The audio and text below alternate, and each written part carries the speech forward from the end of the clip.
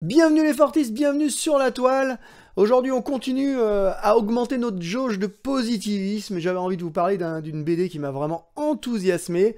J'y avais à peine fait attention au moment où elle est sortie. Grave erreur de ma part. On va en parler tout de suite. Cette BD c'est Les Guerres de Lucas qui revient un petit peu sur la façon dont le film Star Wars s'est monté, la façon dont personne n'y croyait, où tout le monde s'est opposé à George Lucas qui voulait vraiment donner corps à son rêve. C'est une BD que je trouve absolument incroyable, qui se ramasse en ce moment tout un tas de prix, un peu partout. Le dernier d'entre eux, je crois que c'est le prix Fnac France Inter 2024, c'est pas rien. Et le fait d'ailleurs que France Inter soit associé à tout ça, ça prouve un petit peu le poids qu'a pris Star Wars dans nos sociétés modernes, tout simplement. Bah ouais, Star Wars pour moi, pour beaucoup d'entre vous, c'est une religion, hein. On a grandi avec Star Wars, on est des enfants de Star Wars, je crois que le cinéma moderne n'aurait pas du tout le même visage sans Star Wars, et cette BD revient là-dessus. Alors, Les Guerres de Lucas, ça va s'intéresser un petit peu au projet de Lucas, de ses premières idées, jusqu'à leur concrétisation, et puis la sortie du film sur les grands écrans, en 77. La Guerre des Étoiles, c'est 77, puis après l'Empire contre-attaque 1980, 83, Le Retour du Jedi, vous connaissez la chronologie,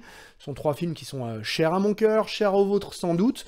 La Guerre des Étoiles, c'est vraiment un film que je trouve exceptionnel, au niveau même de sa mise en scène. Je sais, il y a une espèce de consensus, comme souvent, les consensus, moi j'aime pas trop, qui dit que le film d'Irving Keschner est vraiment mieux que celui de George Lucas, en gros que l'Empire contre-attaque, c'est un petit peu le meilleur film de toute la saga Star Wars.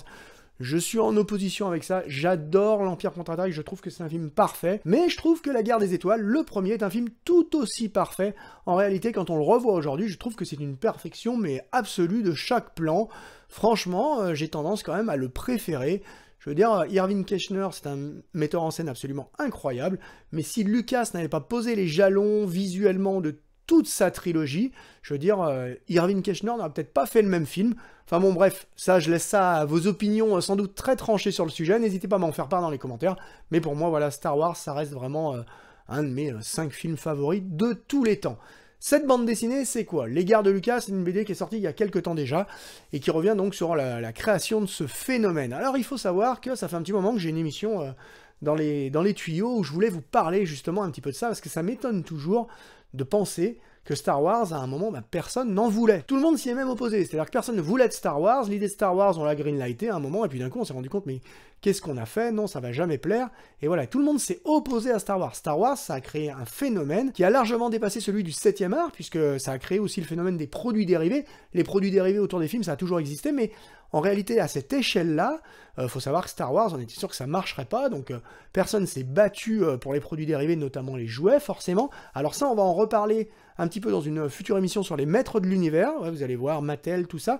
Mais en résumé, Mattel a quand même dit non aux produits dérivés Star Wars. C'est dire à quel point tout le monde pensait que ce film était condamné à faire un flop, y compris George Lucas lui-même qui l'a porté à bout de bras, et vous allez le voir dans cette passionnante BD. Mais voilà, personne n'y croyait, non, garde tes jouets. Du coup, un mec qui s'était barré de chez Mattel a créé Kenner, a dit ouais bah nous on va tenter le coup, il a fait un pari, imaginez bien à quel point le pari a été rempli, et puis surtout George Lucas & Co avait gardé une grosse partie des produits dérivés.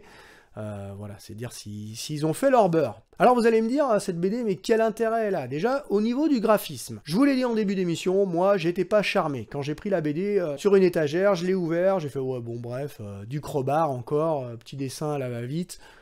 Je dis, c'est pas trop pour moi, noir et blanc, voilà, ça me plaisait pas trop, je trouvais pas ça extraordinaire, je l'ai reposé, je me suis dit, de toute façon, en Star Wars, je connais toute la jeunesse de Star Wars, j'ai grandi avec ce film. Grave erreur de ma part, mon frère a réparé cette erreur lui-même, puisqu'il me l'a offert à Noël, et je ne peux que le remercier, tellement cette BD m'a enthousiasmé. En réalité, le dessin, il est absolument incroyable. Cette BD, c'est Laurent Hopman au scénar, et Renaud Roche au dessin. Et franchement, Renaud Roche, quand vous voyez son cahier graphique en fin de livre, il a complètement travailler son trait. C'est-à-dire que le mec, il a dit non, ma façon de dessiner va pas convenir à cette histoire, donc il a retravaillé vraiment sa façon de dessiner pour obtenir cette espèce de trait un petit peu crayonné, finalement, ce trait très particulier qui va mettre en valeur toutes les mimiques des personnages. Et en toute honnêteté, quand vous plongez dans cette bande dessinée, au bout de 3-4 pages, vous êtes dedans, et vous allez reconnaître tous les héros avec lesquels vous avez grandi, dont Mark Hamill, Harrison Ford, Carrie Fisher.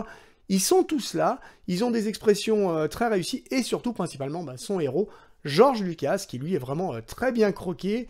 C'est un espèce de personnage un peu taciturne, fermé dans son monde intérieur, et ça fonctionne très bien, notamment dans ses relations avec sa femme. Deux personnages absolument incroyables, elle pour le soutenir, on dit toujours que derrière chaque grand homme, il y a une grande femme, bah ouais, là, forcément, ça met en valeur cet adage, hein, elle est là pour le soutenir, pour le porter à bout de bras, lui, il va user jusqu'à sa santé pour porter son projet. Au début, tout va bien, on commence. Faut dire que c'est un tout jeune réalisateur, hein, George, à l'époque où il prépare la guerre des étoiles. Vous allez voir dans cette BD passer des personnages comme Coppola, Enco. C'est une autre époque du cinéma, c'est la nouvelle vague, un petit peu new-yorkaise, hollywoodienne. Il y a une espèce d'effervescence dans le cinéma à ce moment-là. George, lui, il a réalisé THX 1138. C'est un film qui a fait son petit bruit de couloir, voilà, pourquoi pas. Fais ton autre film de science-fiction. Lui, il voulait faire une adaptation de Flash Gordon, mais non, ça va pas se faire, il peut pas avoir les droits ou je sais pas quoi, donc résultat, il va se rabattre sur un projet de sa propre création, Star Wars. Et là, pour le coup, vu le temps que ça va durer de mettre en place ce projet, de le créer, bah, il va y avoir des écritures, des réécritures, et son imagination, elle va fonctionner à plein régime. Il faut savoir qu'au niveau du dessin, revenons quand même 2 minutes sur le dessin est juste parfait. Vous allez adorer, il y a des moments qui sont très touchants, et ça, c'est dû au trait de Renaud Roche, quand vous voyez par exemple Carrie Fisher qui vient de décrocher le rôle et qui court dans la rue en criant « Je suis la princesse Leia », c'est très touchant, vous avez plein de moments qui sont vraiment bons, on reconnaît les mimiques d'Harrison Ford, à ce niveau-là c'est bien. Le scénar, moi avant d'avoir la BD, j'y croyais pas, je me suis dit bah, je connais tout sur Star Wars, sauf que ce média dessiné, cette bande dessinée, elle vous permet de mettre un nombre d'anecdotes mais absolument incroyable, parce qu'au cinéma vous en feriez une série par exemple de ça, et on pourrait en faire une série, vous auriez à chaque anecdote, une scène, à chaque anecdote, 3, 5, 7 minutes d'écran. Là, pas du tout. Une anecdote, ça peut être une case. Mais alors, des anecdotes, vous en avez des millions. Et pour autant, ça ne fait pas succession de scénettes. Ça forme vraiment un tout cohérent. L'histoire d'un film, l'histoire d'un espoir, un nouvel espoir, quoi, pour le coup. Et c'est une BD qui rendra hommage à ses créateurs, à ces gens qui veulent porter leur projet jusqu'au bout. Vous savez un petit peu quels sont mes adages dans la vie, un petit peu mes théories sur l'existence, ben pour le coup, ça remplit un peu toutes les cases. Je trouve ça fascinant. Et il y a plein de choses que finalement, moi, je connaissais pas. Je savais pas qu'il y avait eu une histoire d'amour entre Carrie Fisher, enfin une histoire d'amour. Une histoire de fesses, mais avec beaucoup de tendresse entre Harrison Ford et Carrie Fisher, enfin telle qu'elle nous est présentée dans la bande dessinée. Il y a plein de choses, plein de petits détails. C'est vraiment monté, surtout la relation avec les studios au début qui greenlight, puis qui finalement se disent mais on a une patate chaude, on va pas continuer à mettre de l'argent, mais finalement ils sont obligés de continuer à en mettre de l'argent parce qu'ils ont été trop loin, donc en fait vraiment il y a...